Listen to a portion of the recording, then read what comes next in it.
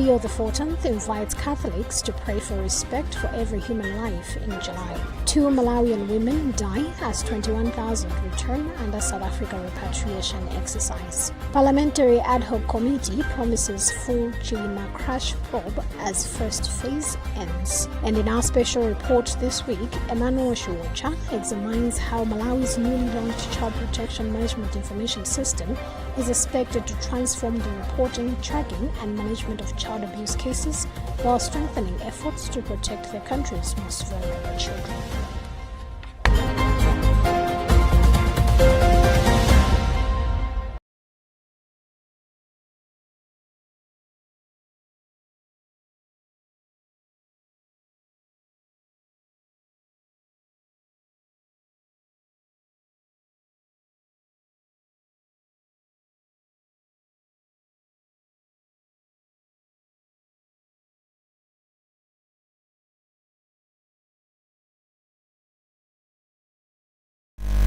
To have the details to these stories and more, just stay with us. Pope Leo XIV invites Catholics to pray for respect for every human life in July.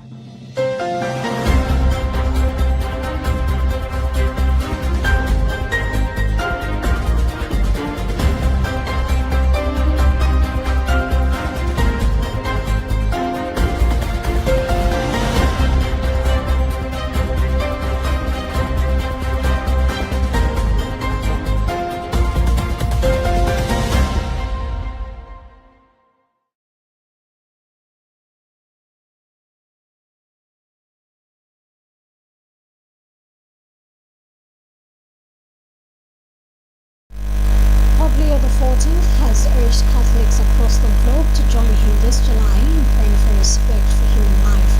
He released the monthly Pray with the Pope video on Thursday, which is prepared by the Pope's World Network. We have more details in this live community report read by Charity Mittawa. In his prayer, the Pope recognized that the Lord has created each of us in love and called us to live in fullness. He said each person is a sacred gift that reflects one's face from the first instant of existence to the final breath of their journey on earth. He expressed his wish that we learn to welcome life unconditionally, to tenderly care for fragility, to accompany each stage with respect, and to bravely defend those who have no voice. Pope Leo asked the Lord to forgive us when we fall into indifference or the cage of discard, and when we fail to see in others a being worthy of love. The Pope prayed that the Lord help his church become a living witness of the gospel of life, an open home where every life is celebrated, where no one feels unwanted, and where dignity is always honored and protected. Finally, Pope Leo concluded by imploring the Lord Jesus to help us love life as he does, with tenderness, fidelity, and self-giving.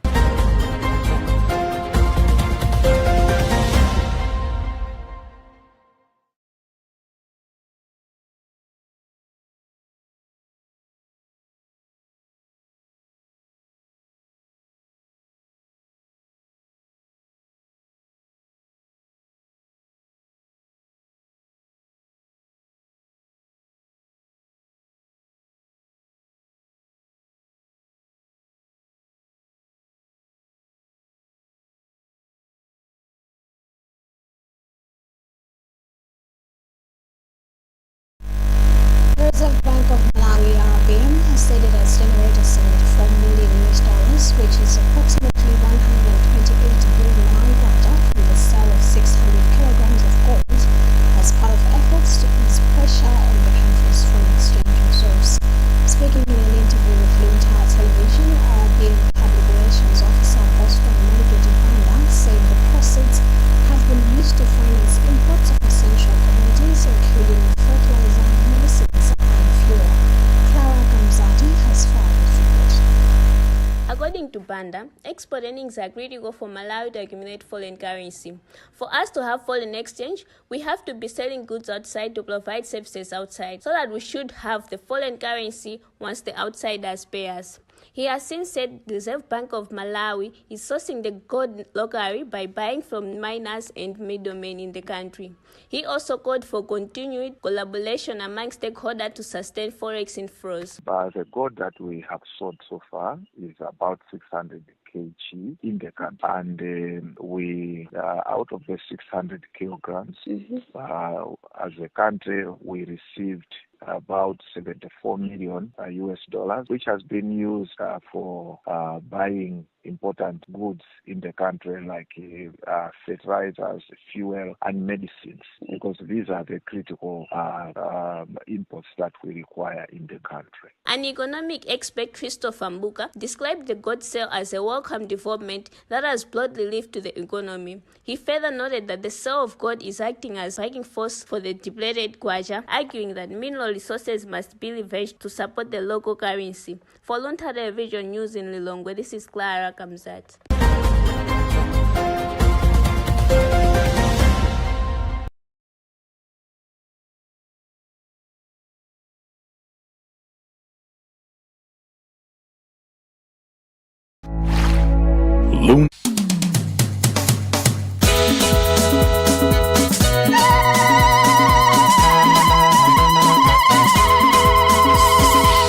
Ajibanja Montfort Missionaries kuno ku Malawi akuyitana Khristu ndi anthu onse kumwambo okondwerera kuti chipanichi chatha zaka 125. Inde tikuti zaka 125 chifikira na asembe a Montfort Missionaries kuno ku Malawi. Tsiku ndipo 1 August 2026. Malo ndi Balaka Parish, nthawi ndi 9 o'clock mmawa. Wandisaka mbuye wanga. Ndipo pasikuli kuli zikondwerero izi mwambozo za Brother Felix Nimanya omwe akutumikira ku Balaka Parish kukhala deacon, Father Louis Nkukumira kuti akwanitsa zaka 25 za unsembe, ndi Father Felix Piri kuti akwanitsa zaka 25 za moyo wawo wa chipani, ndinso kukondwerera zaka 25 za kukhazikitsidwa kwa delegation ya ansembe a Montfort Missionaries ya African Anglophone General Delegation yomwe idayamba mu chaka cha 2001. Tiyeni tonse tikapezeke kumwambowu. Wandituma kumunda wake.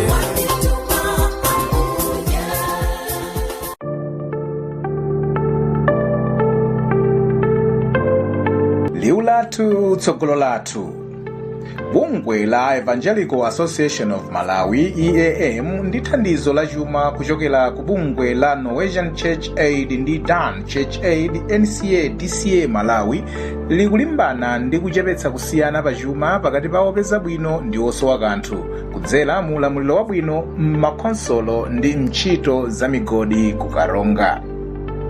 Project yomwe akuitcha Fighting Inequalities pachizungu ndi FI mwachidule yakhazikika kukambitsana ndi adindo ulamuliro wabwino wochita zinthu poyera, kuonetsetsa kuti chuma chikugawidwa mosakondera wina aliyense ndi kumenyera ufulu wa anthu okhudzidwa ndi ntchito za migodi.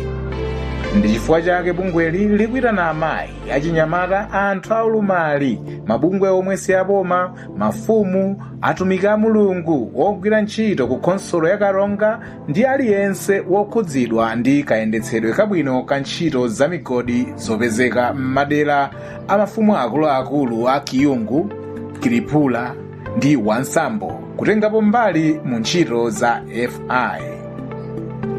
Ndi khumbo la project ya FI kuti boma la Kalonga likhale chitsanzo chabwino pa nkhani ya chilungamo pakagwiritsidwe ntchito ka zachilengedwe zopezeka m'nthaka pokhala ndi nzika zokonzeka kufunsa pomwe sipakuyenda bwino, nzika zoonetsetsa kuti adindo akupereka mwayi ofanana komanso poyera kwa ofuna kuchita nawo ntchito za migodi ndi nzika zosamalitsa ufulu wa onse okhudzidwa ndi ntchito za migodi.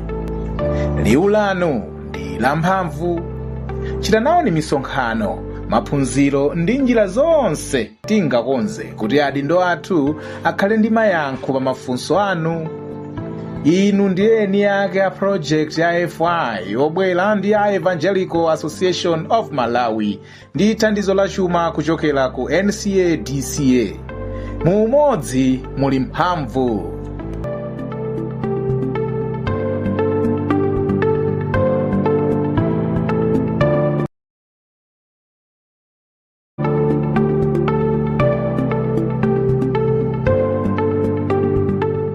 Luntha Television stands as an autonomous faith-based broadcaster with a national and international reach.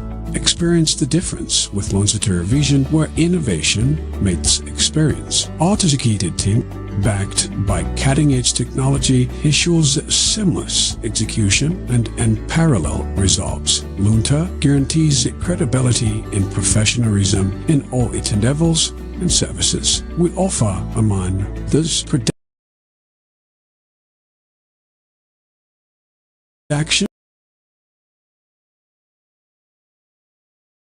and broadcasting of jingles, music videos,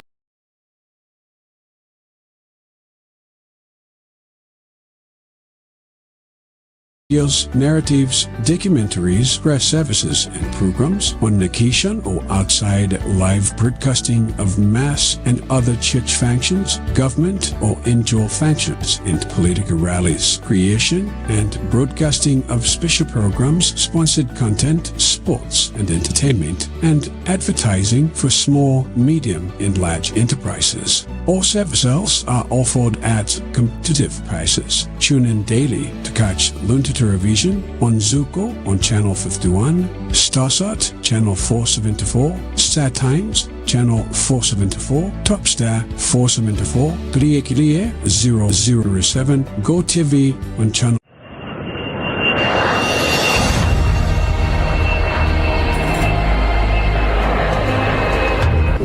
Announcement. Transition to cashless ticketing. Malawi Airlines would like to inform all valued customers that effective 1st May, all ticket purchases will be conducted exclusively through cashless transactions. As part of this transition, payment will be accepted via bank transfers and POS machines for various banks available at our offices. This measure is designed to streamline our processes, reduce transaction times, and ensure a safer, more secure way of completing bookings. Cashless ticketing will complement our existing online booking platforms, our website, and our mobile application while aligning with global aviation practices that embrace digital payment solutions. We encourage all customers to prepare for this change by making use of the available electronic payment facilities. Our sales and airport staff will be available to guide and assist customers during this transition. For further assistance, please contact our customer service team via customerrelations@malawianairlines.com or call our support line. We remain committed to serving you with dignity, efficiency, and care as we embrace this new chapter. This announcement is brought to you by Malawi Airlines Management. Malawi Airlines, from the warm heart of Africa.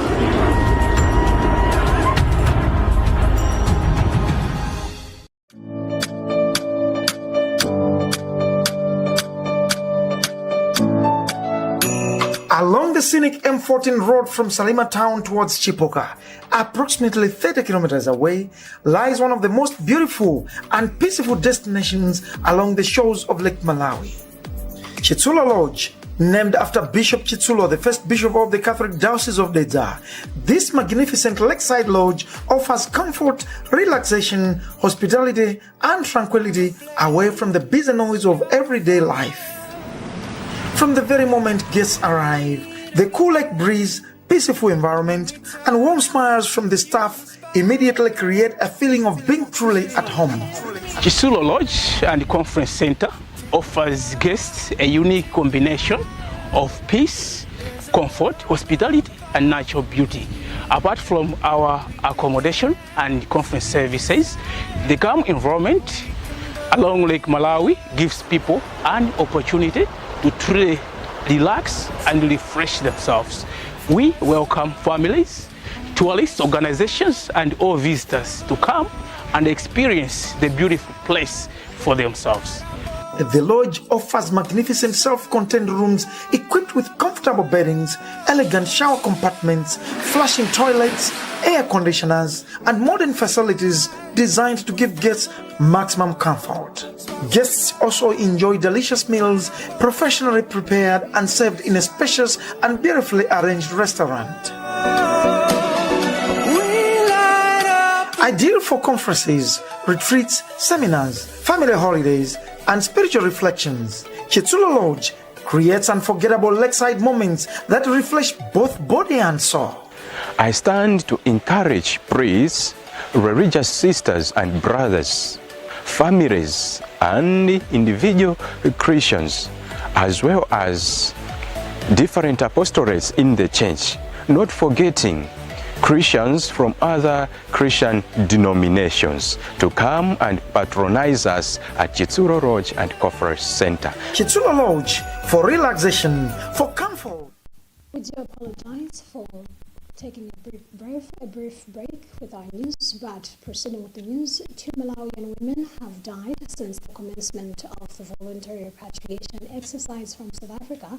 Commissioner for Disaster Management Affairs, Watson Molini, has confirmed. Addressing the media in Lilongwe today, Molini said that by 1st of July 2026, a total of 21,000 Malawians had been safely repatriated under the program. He further noted that several thousands others are still in South Africa and are in the process of being returned, with authorities also receiving assistance requests from Malawians based in the Western and Eastern Cape regions. Molini explained that the operation, which was initially coordinated from a central hub, has since been relocated following the decommissioning of the facility between the 25th and the 30th of June. Here's part of what Molini had to say. Good in terms of the number of people that we are repatriating. We've hit our previous targets. Remember, we had set out to repatriate 15,000. We're well past that. We've now hit 21,000, and we're still repatriating Malawians from the Republic of South Africa. We're doing this exercise jointly with the government of South Africa. They've also brought in buses, but we've also seen partners contribute buses, Malawians, and the private sector. So it's an exercise that is progressing well with support from both local partners as well as the government of South Africa. You talked of the need for resources to come in. This far, how much has the Treasury put in, and what's the budget now remaining? So we have spent, or rather we've been allocated close to 5 billion to date. And then the private partners have pumped in close to 2 billion. This is the money that has gone directly towards hiring of buses.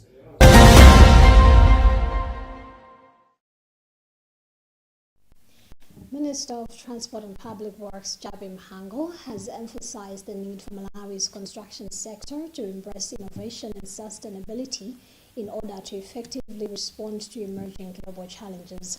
Mhango made the remarks in Lilongwe during the commemoration of Construction Day, where he highlighted that the global construction industry is rapidly evolving, with innovation now central to improving efficiency, quality, and cost-effectiveness in infrastructure development. Bridget Manoka was there and she now reports. Mhango said adopting modern technologies and practices will not only enhance safety and productivity in the sector, but also help reduce environmental impact, especially at a time when the world is facing climate change, rapid urbanization, and increasing pressure on natural resources. The minister stressed that government is committed to promoting sustainable infrastructure through investment in research and development, as well as encouraging the use of environmentally friendly construction materials and practices across the sector. Mhango further challenged stakeholders to reflect on the long-term value of infrastructure being developed, questioning whether current projects are durable, cost-effective, and capable of improving the quality of life for Malawians. Well, the creation of SIRA, the Construction Industry Regulatory Authority by government in 2018-19, was intended to sanitize the construction sector. Construction is extremely important because if you've got a house, construction took place. If there's a hospital somewhere, construction took place. If there's a school somewhere, construction took place. Who does that? It's contractors. Who supervises? It's the architects, the engineers, all sorts of people, all sorts of cadres that take part in that process, in that value chain.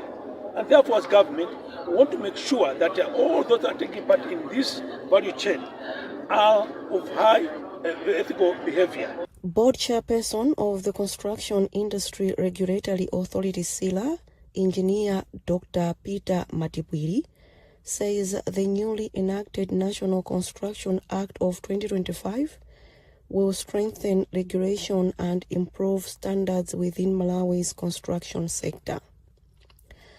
Dr. Matibwiri said the law provides a clear framework of managing the industry, noting that in the past, the sector lacked a comprehensive structure to effectively regulate operations and enforce standards. See, it's so easy to manage when you have proper guidelines.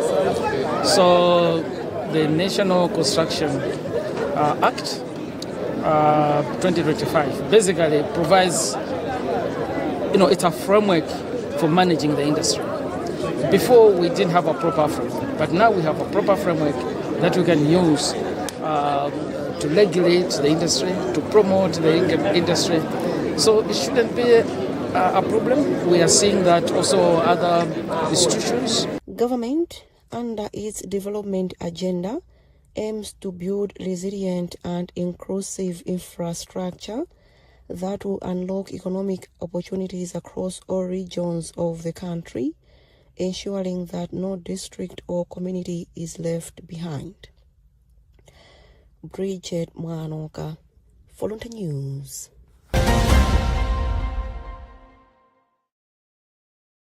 You're still watching news coming to you live from Bishop Navy Media Center, but before we proceed, let's have another look at the headlines.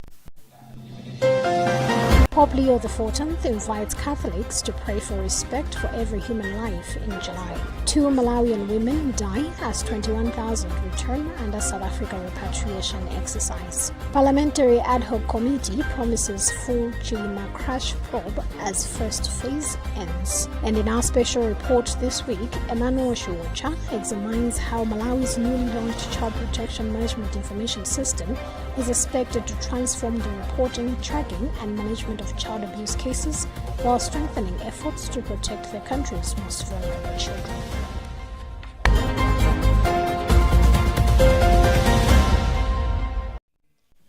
Continuing with the news, the Parliamentary Ad Hoc Committee investigating the military plane crash that killed former Vice President Dr. Stavros Chilima and 8 others says it will take its time to complete a thorough investigation and give Malawians clear answers.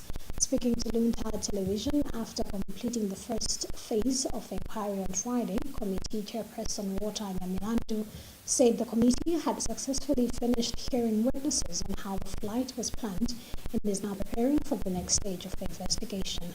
Constance Kamtemeni was there and she reports. Nyamilandu said although the committee is going into recess as Parliament resumes its meeting, the investigation will continue.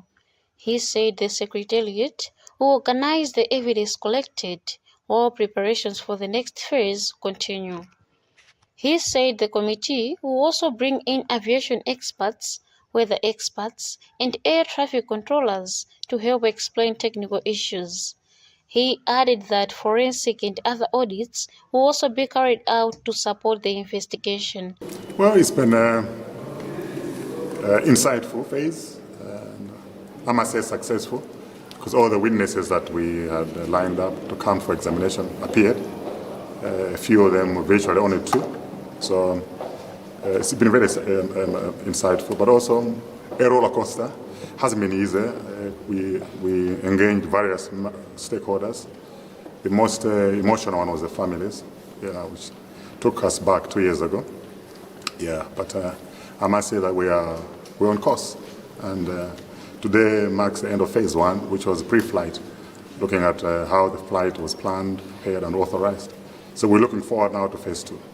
The committee concluded the first phase of the inquiry after hearing from Moses Ntakoma, an acquaintance of the late Dr. Saulos Klaus Chidema, Wilson Chima, head driver at the office of the Vice President, and family members of the late former First Lady Shani Utsimbili. The next phase of the inquiry will focus on the actual flight before the crash. For Luntha News, this is Constance Kamtemin.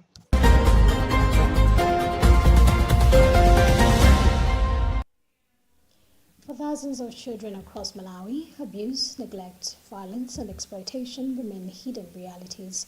Behind closed doors, many suffer in silence, while weak coordination and fragmented data have often made it difficult for authorities to respond quickly and effectively. As child protection challenges continue to evolve, the demand for a reliable system to identify, track, and respond to cases has become increasingly urgent.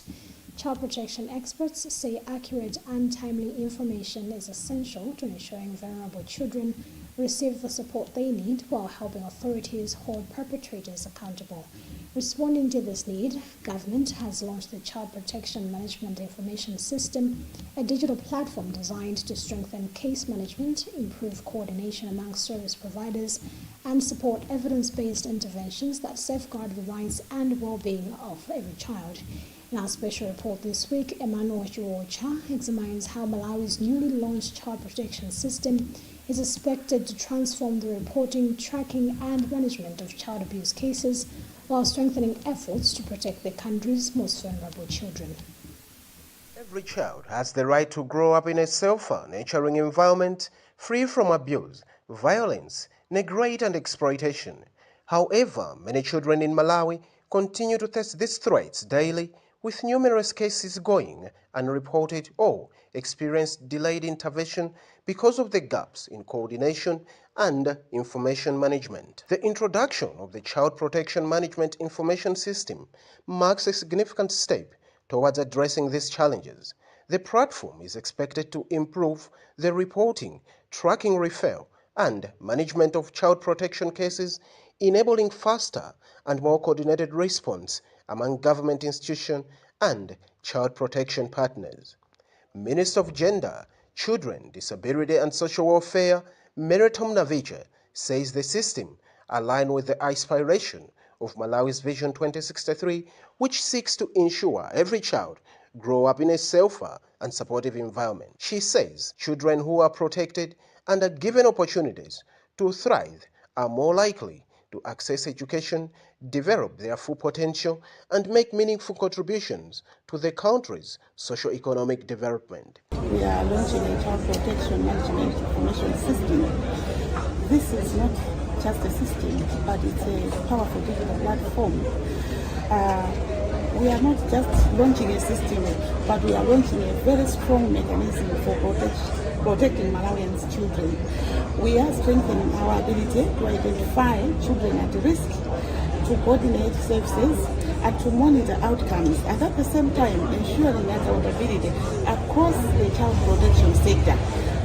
Over the years, we've been using paper-based system, and we were prone to loss of information, missing documents, but today the launching of this system will definitely help our social workers and child protection workers to have a system that will help to coordinate within the child sector, and at the same time they will be able to track the cases. As you can see, we have all stakeholders here in this room, government departments, ministries, we are all working together. So the system will help not to duplicate the efforts, will help accountability, will help transparency. So this is very important, powerful digital platform for us as a ministry in as far as child protection issues are concerned.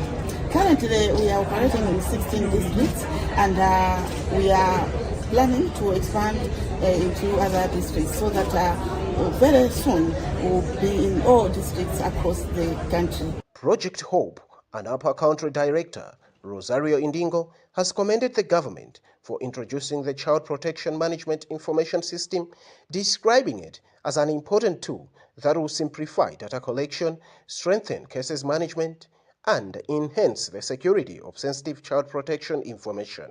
For instance, we don't have a situation where data is late because of the fact that it's electronic.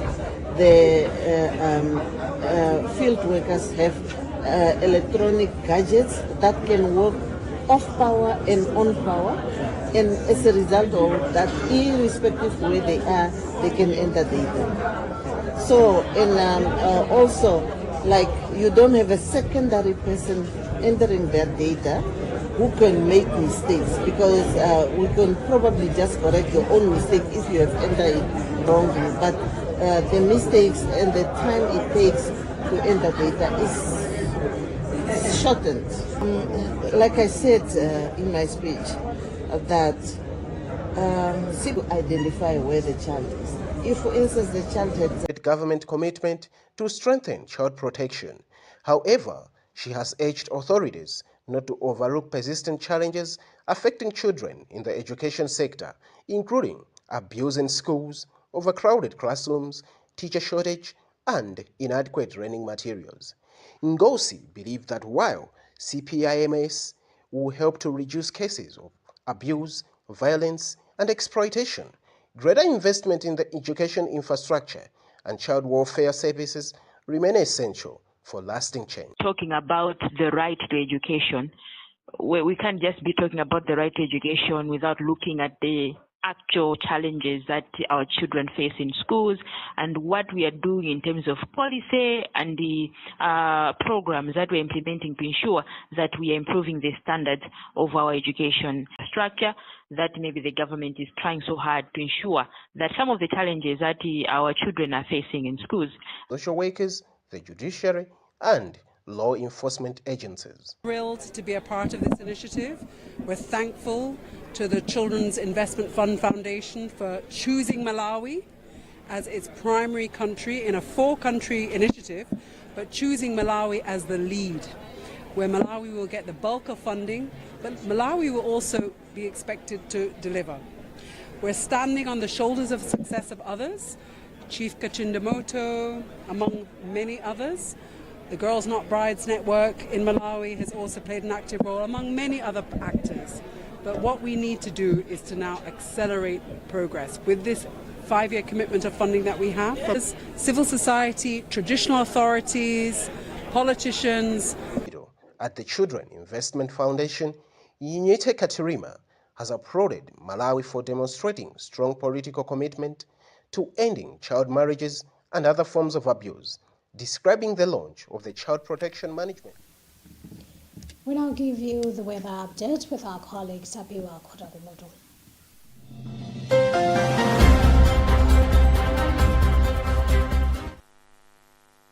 Good evening, and it's time for weather forecast. Cold to cool temperatures were experienced over most areas this morning, with Katere Forest in Lilongwe reporting the lowest at 6 degrees Celsius, followed by Nzuzu, Mwazisi in Rumpi, and Malingunde in Lilongwe, which reported 7 degrees Celsius. Clear skies will be persisting over most areas tonight and during morning hours, accompanied by cold to cool temperatures, while we should expect partly cloudy conditions over most areas in the afternoon hours, coupled with warm temperatures. Occasionally windy conditions are also expected overland, and we should also expect Mwela winds to be blowing over our lake water bodies such as Lake Malawi and Lake Chirwa occasionally from tonight. Hence, we are advising all lake users, including fishermen, to be very observant. This is all due to the influence of this incoming high pressure system, which will be pumping in moist southeasterlies into the country, influencing these conditions. Tonight, we should, however, expect clear skies to persist over most areas in the south, the central, as well as the northern part of the country, accompanied by occasional windy conditions. Similar conditions are also expected tomorrow in the morning hours, coupled with fog patches in some areas, especially over the highlands and the valleys. Temperatures will feel cool tomorrow in the morning hours over most areas in the south, such as Luntha and Mwanza at 15 degrees Celsius, but generally cold conditions will be persisting over the central as well as the northern part of the country. Looking into the afternoon hours, we should expect partly cloudy conditions over the southern part of the country, the central as well as the northern part, accompanied by occasional windy conditions as well as haze over most areas. Temperatures are also expected to remain hot in some areas tomorrow in the afternoon, such as Ngabu and Isanje, which are being forecasted at 30 degrees Celsius, 28 over Mangoshi and Monkive, but generally a slight decrease in maximum temperatures is expected in the afternoon hours. Looking into Sunday, we should also expect mostly cloudy conditions over the country, accompanied by windy conditions. We are also expecting strong winds over our lake water bodies such as Lake Malawi and Lake Chirwa. Hence, we are still advising all lake users to stay observant. Be wise, be weatherwise.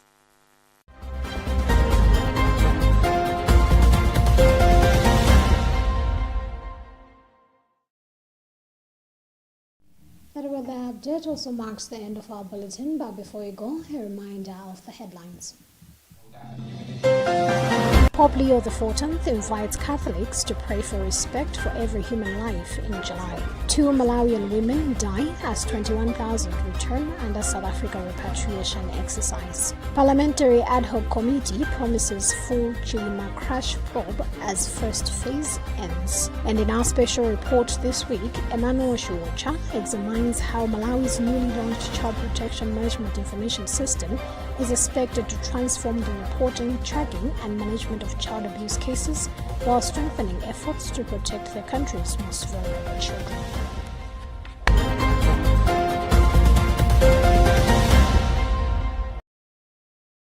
My name is Programs right here on Luntha TV. Have a lovely weekend.